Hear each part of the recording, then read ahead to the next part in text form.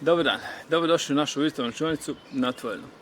Ne znam ste čuli, ali danas idemo u Afriku. I znam šta si mislite, previše likovnog je ostavilo posljedice, ali nije to. Crtat ćemo žirafu i baobab. Treba nam par olovkica, list papira i idemo. Ovako obično zna izgledati drvo kad učenici crtaju, znači ispadne kao trupac sa nekakvim starim antenama od TV-a. To nećemo raditi. Znači postoji puno ljepši način za nacrtati drvo. Ovo drvo ćemo maknuti i sad ćemo pokazati kako ćemo drvo napraviti da izgleda ipak puno ljepše. Zamislit ćemo da je taj pravokutnik koji sam napravio stablo, povukao sam crtu, gore je znači nebo, dolje je zemlja, radim s B olovkom, samo zato da se bolje vidi na papiru, znači da kamera to može registrirati, inače bi skicu radio sa olovkom H. Evo, malo sam podebljao, crte nisu nikad ravno od stablo i pravilo nam je da u principu idemo uvijek iz debljeg prema tanjem. Znači, deblo, odnosno stablo je najdeblji dio, znači svaki korijen je puno tanji od debla.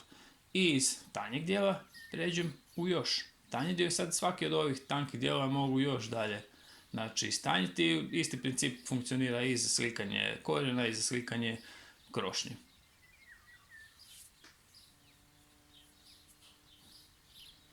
Evo, sad ću si u biti napraviti jedan otprilike kružni ovalni oblik i tu će biti krošnja. Prelazimo iz debljeg dijela, iz stabla, u tanje dijelove, to su nam sad grane. I svako od tih grana mogu razdvojiti na nekoliko manjih. Znači uvijek idemo iz debljeg oblika u tanji. Ako radimo granu, probajmo ne, znači raditi ovakve.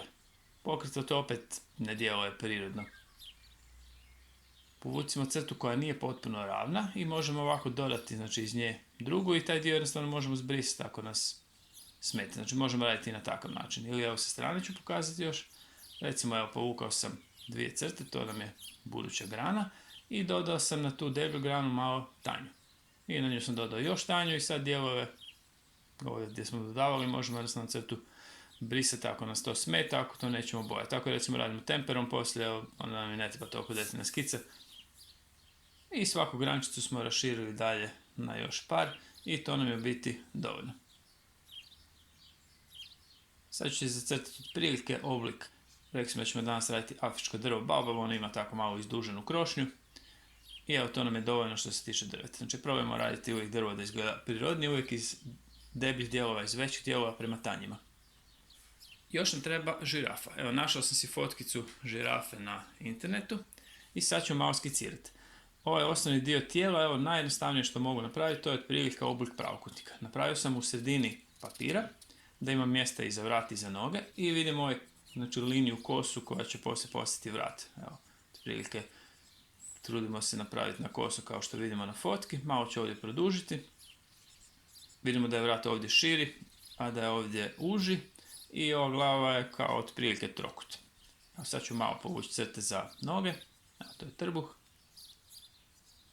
To su zglobovi, znači tu će noge biti mrvicu deblje, evo to sam si označio.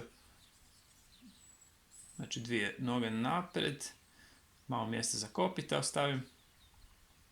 Evo povukao sam crte prema dolje, malo mjesta za kopita, znači neću raditi ništa pretjerano detaljno, znači ovo nam je skica. Na taj način razrađujemo skicu, idemo uvijek iz jednostavnijih oblika prema složenijim oblicima, evo malo ću doraditi glavu. Evo sad malo popravljam, znači još uvijek to nije ne znam koliko detaljno, ali sad već znači ima sasvim dobar oblik i ovo nam je baš skica, samo da vidimo na koji način bi to mogli napraviti. I onda ćemo crtati njena polja, znači evo ovo je jedna obrisna crta. Evo rasporedimo taj uzorak koji ona ima na sebi, znači svaki put kad to napravim to je jedna obrisna crta. Dobili smo jednu plohicu, vidimo da su na vratu malo manje. Evo sad ćemo to napraviti ponovo na papiru na kojem ćemo raditi našu današnju slikicu. Znači opet radim isto, iz jednostavnijih oblika idem prema kompliciranijim, radim s H olovkom. Znači vidimo jedva se vidi ako lagano pritisnemo i onda u principu dorađujemo uvijek malo popravljene detalje, znači uvijek je još nešto što se može napraviti bolje. Evo dodali smo noge.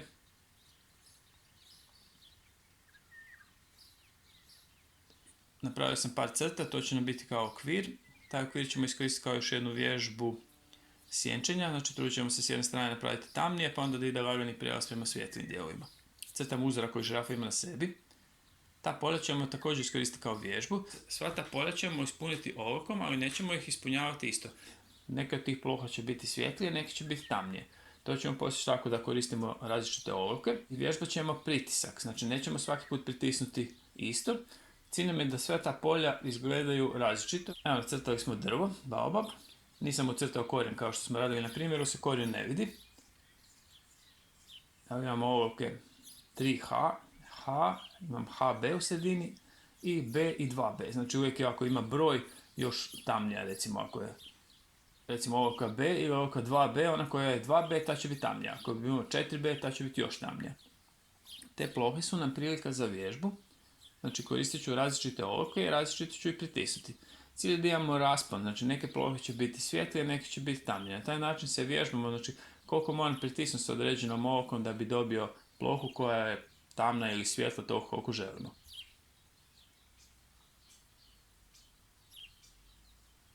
Kad popunimo imat ćemo puno nijansi sivih i to nam je super vježba.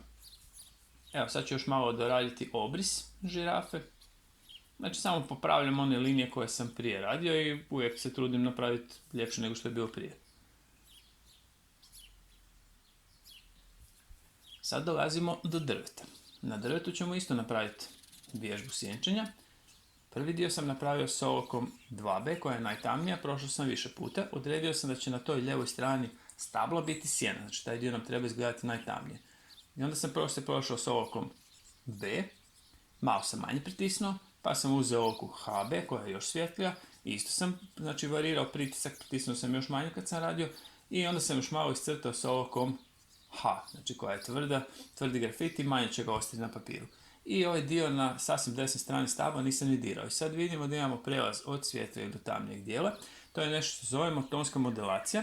Znači tonsku modelaciju možemo raditi s olovkom, ne mora uvijek biti neka boja, u smislu da uzmemo temperu, recimo ne znam, plavu pa razrađujemo s dodavanjem crne i bijele. Znači ovdje u principu pritiskom i korišćenjem različitih olovaka dobijemo privid trodimenzionalnosti, znači to stablo bi nam trebalo djelovati kao da je zaobljeno. Istu stvar ću napraviti i na krošnji, samo što ću ovdje pustiti ipak da se vide malo potezi. Vidimo koja je razlika između stabla i između krošnje. I malo mogu s prstom razmazati, nemojmo pretjerivati. Znači postoji pomagalo koje služi za to da malo napravimo prelaze, izgleda kao ovo kako ste kad vidjeli. To je biti sprešani karton, djeluje kao ovo, ali nema unutra grafita. I sad dolazimo do okvira, znači na okviru ću vježbati prelaz od tamnijeg prema svjetlijem. Evo ovdje ću pustiti da se vide malo potezi, a na drugima ću napraviti da su potezi manje vidni. To bi više manje bila gotova slika. Ajmo sad pogledati šta smo tu radili. Znači vježbali smo kako crtamo žirafu, krenuli smo iz jednostavnijih oblika i malo po malo smo je oblikovali i doradili. Imali smo vježbu sjenčenja na ovom okviru, znači krenuli smo sa olovkom B, odnosno s 2B, pa sam prešao na B, ovdje je otprilike HB, i onda sam prešao s olovkom H i imam vježbu znači od najtamnijeg dijela prema najsvjetlijem. Ovdje sam malo više zagladio i ovdje sam pustio da se vide potezi, sad vidimo kako je razlika. Osim toga imali smo vježbu tonske modelacije, znači tu smo isto na ovom stablu radili tamni dio i prešli smo na svjetlije. I na ovom krajnjem dijelu biti nisam radio ništa, iskoristio sam bijelinu papira i na taj način smo dali oblik, znači ovom stablu, to je u biti oblik valjka i s jedne strane svijetli, s druge tamni i još smo ovdje dodali sjenu. Tu sam dodao jezero, činilo mi se zanimljivo, možda je žirafica žedna pa je došla malo popiti vode i vidimo i ocijep. Naš, to je vaš današnji zadatak, bi bio da nacrtamo krajolik.